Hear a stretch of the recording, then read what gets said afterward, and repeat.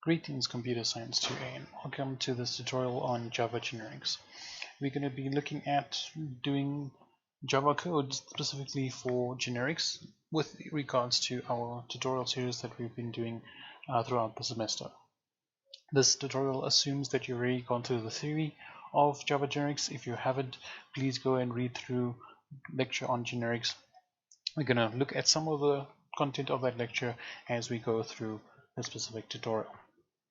So looking at Java generics, what are generics? Generics are basically a way for us to use templates to allow us to write reusable code. We can write one class that will have a lot of complicated use, but we want to have it so that we can use it with different data types, different objects or classes can be used to interact with that specific class. Now in C++ you use the standard template library, and that gave you a way to write code once and use it for many different uses. In Java we have generics that basically do the same thing. So let's go and look at some code.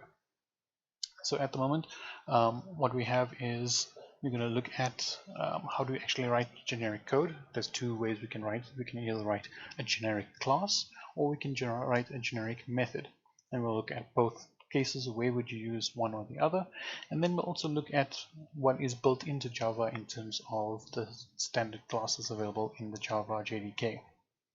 So at the moment what I have is I just have a basic class here with the main method, and we're going to use this class to test out certain things. We are still in the same project where previously we worked on JavaFX. We will go back to that in just a moment. So let's assume we have a situation here where we're trying to work with two data types, in our case here, two arrays of different types. One is an integer. Note that I am using integer, not int. That's something that's a restriction with Java generics, is that we have to work with objects, not with parental data types, so it has to be integer, not int. So I have an array of integers and I also have an array of strings. Now if I had to write code that would print information out of these two arrays, I would have to write two different methods or two different pieces of code. So for now, let's just assume that I'm going to be writing code inside of the main itself, and I wanted to print everything inside of my even list, even array. Then what I would do is do my for each loop. So here I'm going to say for every integer inside of our integer array, and all I'm going to do is print out that specific element. Now I can't reuse this code for doing the string. I have to write something separate for working with the strings.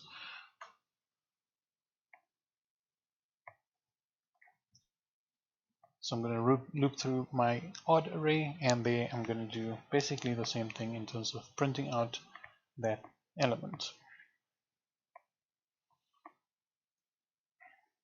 Now at this point in time we're doing something very simple, and that's just system.println. But if we had to look at working with complicated code, we might have a set of functions, we might have formulas to work with, we might have business logic to work with, where this system out might be a few lines long trying to do different things, specifically with an array of things. In our case, an array of integers and an array of strings. Now wouldn't it be nice that we could have one way to display that without working with writing code over and over again? We have this repetition of code, and repetition of code is not a good thing. We want to make sure our code is easy to understand and very readable and maintainable. So in order to do that, we have to have one place where we look at the code and we can try and figure out any problems with that. So one way we can solve this problem is working with generic methods. So generic methods are very similar to normal methods. The only thing that really changes is we were going to be working with a generic type. So how do we specify generic types inside of a method? You'll see in the method signature what we have is public, static, so that's the usual modifiers we have. The reason why it's static is because we're not creating instances of this class, we're just going to be using a method out of it. And where it has a return type, we have a extra symbol just before that, and that is our type parameter. It's very similar in terms of the syntax for C++. We have our open angle bracket, T, close angle bracket. That T represents the type parameter we're going to be using later on in the method signature. So we could use this as a return type. We could specify a T here, or we can specify it as one of the parameters inside of our parameter list. In our case here, we're specifying it as an parameter which is actually an array, and with that array we can then do some certain things here. If we look at the rest of the method, we can see here we got some information that gets printed out about the list, the array parameter called list, and we also have our for each loop. Note that our for each loop now also operates on this parameter T, and if you're using something like Eclipse, you can see it does highlight all instances of T. Inside of our for loop, what we can see here is we're just doing our generic system out print line of that type that's specified inside of our for loop there. Very simple set of code, but this allows us to then work with multiple array types with a single method that will display that. Instead of having multiple methods, if you didn't work with generics, you'd have to do something like public static void print string, and then you have to write another method to print int, print double, etc., etc. So for now, all that we have is working with a generic method that takes a generic type.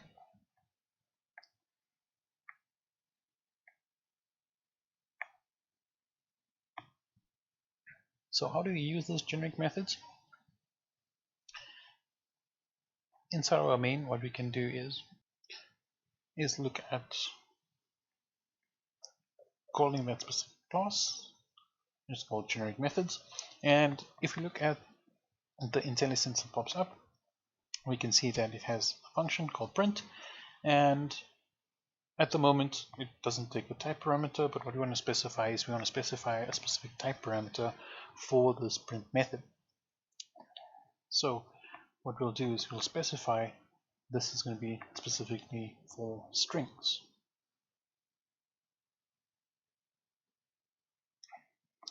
And I can pass my string parameter there.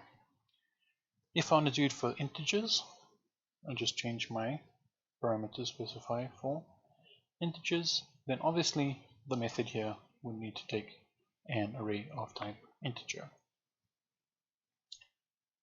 So I have basically the same functionality that we had before. We have our integer array, we have our string array, and we're going to print them out based on the same set of code. Now if there was some error with the code or some issue with the code, I can just edit this specific method, fix the problem, and then it would be fixed for both our cases, for our generic string and our generic integer. So any errors that occur, it will be fixed for both our string and our integer. So that's generic methods. There are restrictions on generics in general, and that's specified in your tutorial lecture notes. So you can go look at your lecture notes and you can get that information there. What we're going to look at now is working with generic classes, and this is also an example that comes out of your lecture notes. And we can look at this example and we can see that when I specify the class, so here we have public class, the name of the class, and then I specify a type parameter. Note the name of the type parameter you can choose, but try and be consistent. Usually the type parameter depends on the number of parameters you have. You can have more than one. If you have more than one, you have to use a different letter for each of them, and each of those will be a different type parameter. We will have a look at different type parameters in just a moment. For this example here, we're looking at a generic stack. If you remember what a stack is, basically you put things into the stack, it always goes on the top, and if you add new elements, they always appear at the top of the stack. If you take an element off of the stack, it always gets taken off the top of the stack. Set of plates stacked on top of each other explains that quite nicely. So if we look at this generic stack method, we can see here it's using an array list, and we'll get to what exactly is an array list when we get to the next part of this tutorial, when we integrate an array list into our previous tutorial code. Basically, an array list has methods that look like arrays and methods that look like lists, and they operate in that specific class. What you'll note is an array list comes from the Java util arrays list package, and inside Java util we have other data types that will be parameterized with types, and we'll have a look at that in just a moment. Here we're going to just specify that whatever type you specify for this generic stack, it will get put into the array list as well. So if we specify this as an integer, it will be an array list of integers. If we specify it as a string, this will be a string. If you specify this as a person, it will be a person, lecturer, lecturer, student, student, so on and so forth. So anytime you see t, that is going to be our type parameter. That doesn't mean we only have to use type parameters. We can see this first method over here looking at get size. It works with integers, that works perfectly fine. But as we go down later into the list, we can see things like push and pop. So that's pushing something onto the stack and popping something off of the stack. They work specifically with the type parameters. So in our case, if we say integer, it's going to be an array list of integers. Inside of our method for push, it will return an integer. It will take a parameter of type integer. Inside our pop method, it will return an integer, and also inside of the method itself, it will work with integers. If we're working with strings, just replace it with strings, and that will work with any data type that is an object. Note, again, it's objects, not working with primitive data types. It has to be an object. So how would I use the generic stack? So with the generic stack, it does have a constructor, it does have methods that need to be called, so we need to create an instance of this. So let's say that I'm creating a stack of double values, and again I'm using the class, the wrapper type, not the actual primitive type.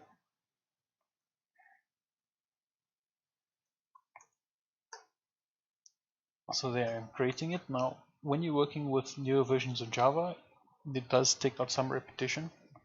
Well, you'll notice here at the end here I don't specify double there.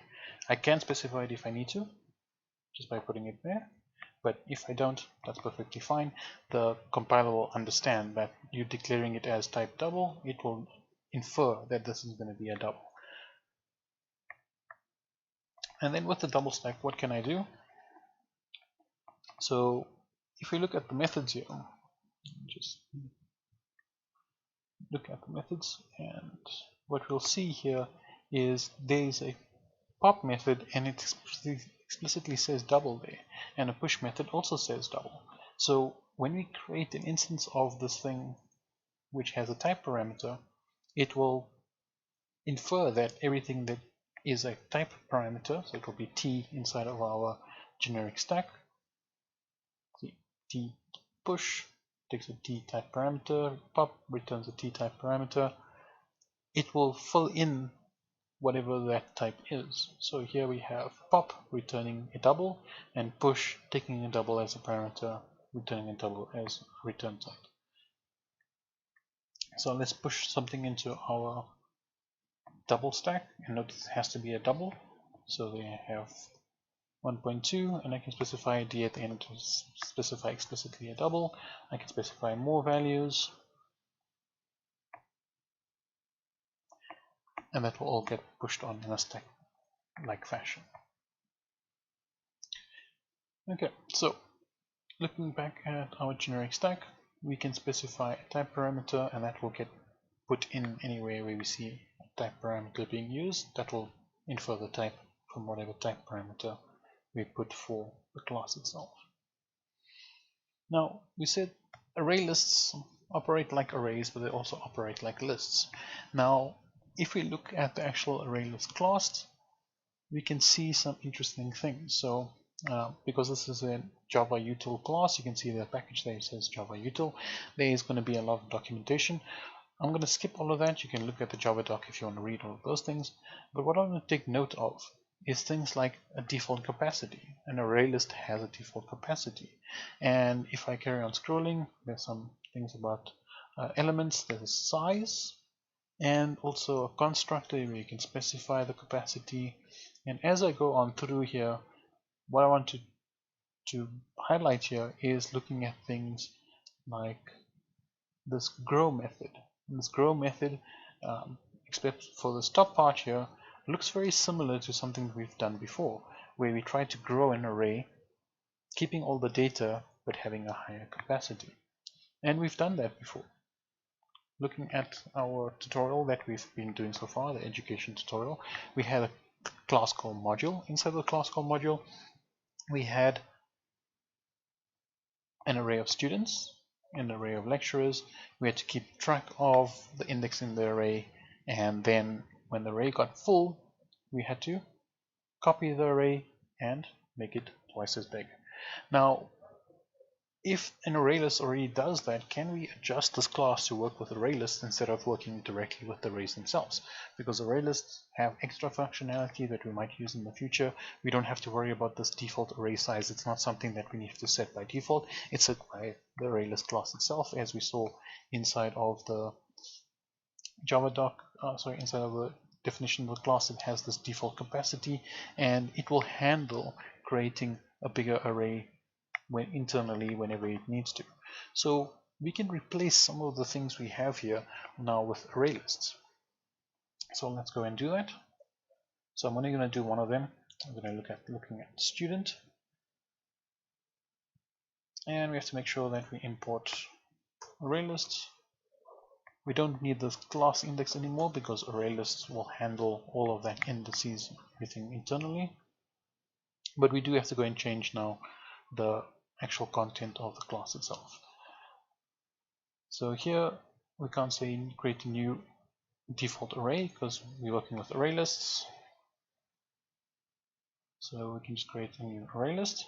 We can specify the starting size of this. So if we want to, we can still keep our default size here, and then it will start with a size of 2, or we can just use the default constructor, and the default constructor will create it with the size of 10. As we saw over here, default capacity is 10. Now we do have to go and change a couple of things around here. Obviously our add student to class list needs to change because we don't have access direct access to length. We don't have our index anymore. We can't resize using this arrays copy of anymore. So we basically have to get rid of most of this code. What we can do now is looking at the class list. We have an add method, and if you look at the add method, it says appends the specified element to the end of the list, returns element E, returns true, specified by collection.add. If there's a situation where it returns false, we can work with that as well, but this works perfectly with what we have inside of this specific method. All we have to do is say that we want to add, and we can just return that value at the end. So we went from 5 lines of code, realistically only 4 lines because this is a comment. We went down to a single line because we have used an array list, and array list has all the functionality we need to make sure this class works correctly. That was quite quick. Let's try and see if we can do a lecturer as well. So we have to make the array list take lecturers as a type parameter. We don't need lecturer index anymore. And because we did that, we don't even need this default array size. Again, we have to create a new array list. And then inside of here, get rid of all the code we had before. Call the add method, and note it does take type parameter of type lecturer because we're working with lecturers array list. If you're working with something else, then it would take a different parameter. Other things need to change here as well. Our accessor methods are returning arrays, but we don't want to return arrays. We can return the array list itself, or what we can do is return a copy. Which one is the correct one to use depends on our situation. So for now, I'm just going to say an array list is perfectly fine to return. So I'm going to say that the class list will return an array of students.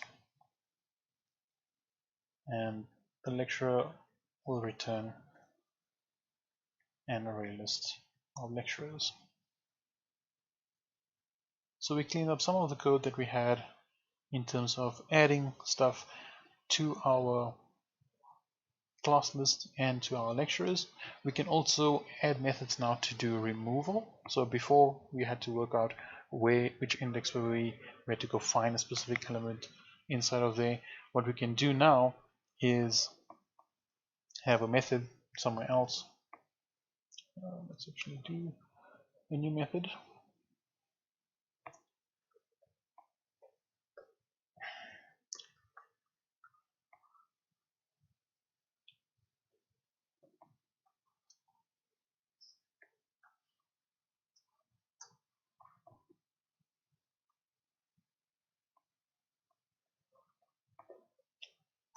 And what we want to do here is, let's say that we have that parameter s that's coming in. We want to remove a student from a specific class list.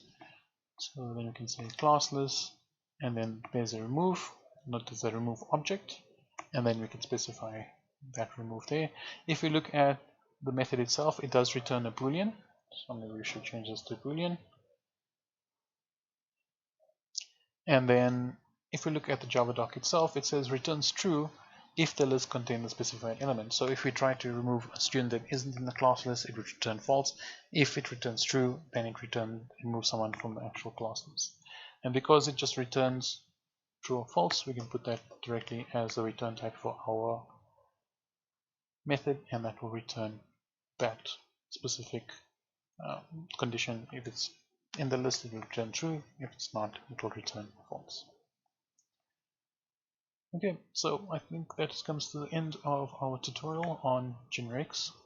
Remember, there's two methods of using generics, either a generic method or a generic class, depending on the situation you need. Sometimes it might just be a method that you need to make generic, or in the case of our stack example, we had to make the whole class generic to make it easier to work with.